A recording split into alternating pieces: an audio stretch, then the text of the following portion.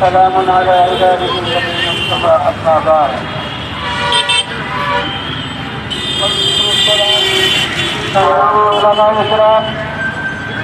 ছাত্র সমাজ তৌহিদি জনতা রসুলের ভালোবাসায় উজ্জীবিত হয়ে আজকে যে ঐতিহাসিক সমাবেশে আপনারা স্বতঃস্ফূর্ত অংশগ্রহণ করেছেন, এই জন্য আয়োজকদের পক্ষ থেকে আপনাদেরকে অসংখ্য ধন্যবাদ।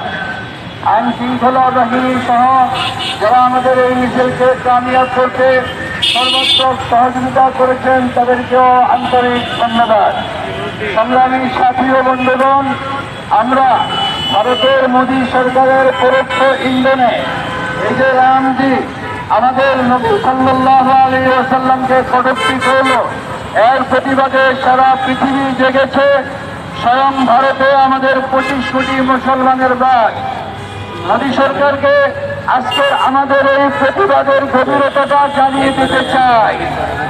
আপনি যদি মনে করেন যে হিন্দুস্তানে ইন্ডিয়াতে মুসলমানরা সংখ্যালঘু ভাবে তাদের সঙ্গে ব্যবহার করবেন, তাহলে আপনি বোকা স্বর্গে বাস করছেন। এই উপমহাদেশে আমরা 70 কোটি মুসলমান বাস করি।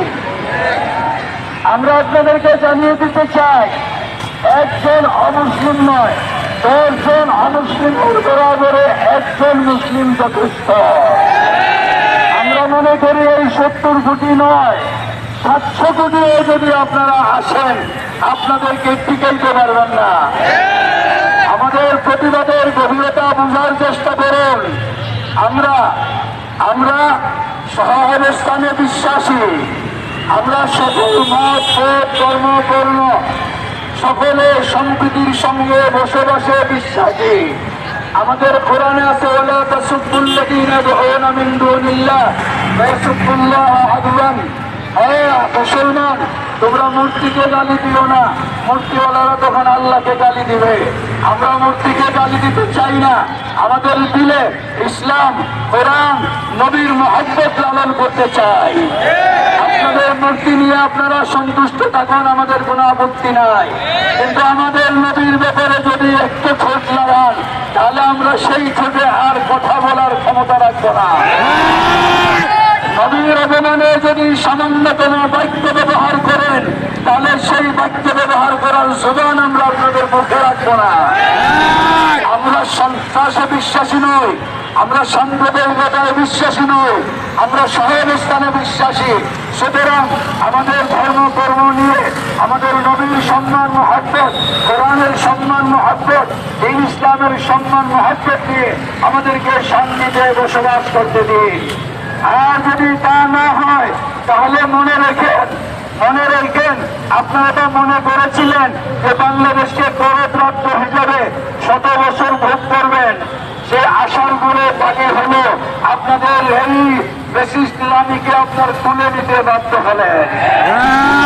এখন যদি আবার মুসলমানদেরকে উস্কানি দিতে থাকেন, তাহলে আপনার গদি নড়বড়ে হয়ে যাবে। এজন্য আমাদের খতিবে বাঙ্গাল বলেছেন, আপনি তো আমাদেরকে উস্কাবেন দূরের কথা, নিজের গদিটা ঠিক আছে কিনা এটা রক্ষা করুন। নিজের গদি রক্ষা করার স্বার্থে, নিজের দেশ রক্ষা করার স্বার্থে, নিজের দেশের অখণ্ডতা রক্ষা করার স্বার্থে কয়েকটি কাজ থেকে বিরত থাকুন। ইসলামকে উস্কাবেন না। নবী সাল্লাল্লাহু আলাইহি ওয়াসাল্লামের সম্মানের নিশ্চয়তা বিধান করুন। যারা অবমানমূলক কথা বলেছে তাদেরকে গ্রেফতার করে আইনের আওতায় আনুন।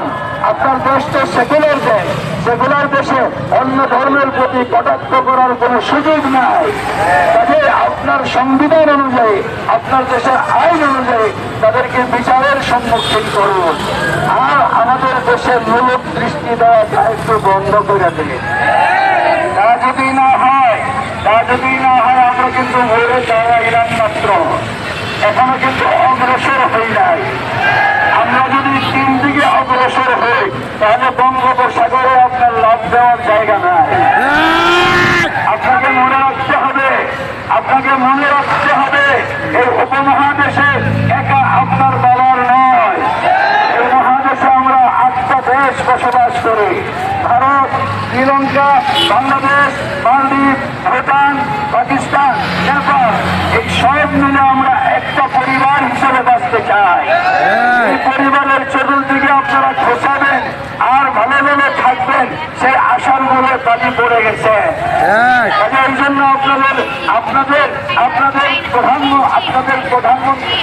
স্বরাষ্ট্রমন্ত্রী পাগল হয়ে গেছে। একজন স্বরাষ্ট্রমন্ত্রী এই কথা বলে যে অনুপ্রবেশকারীকে ঝুলায় রাখবো, এটা আপনাদের পরাজিত এবং মানসিকতার বহিঃপ্রকাশ।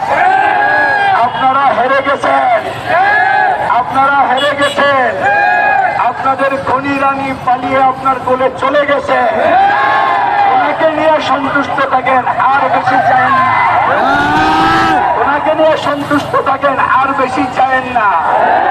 কাজে সোজা হয়ে যান, তা না হলে এই বাঙালি জাতি সোজা করতে জানে।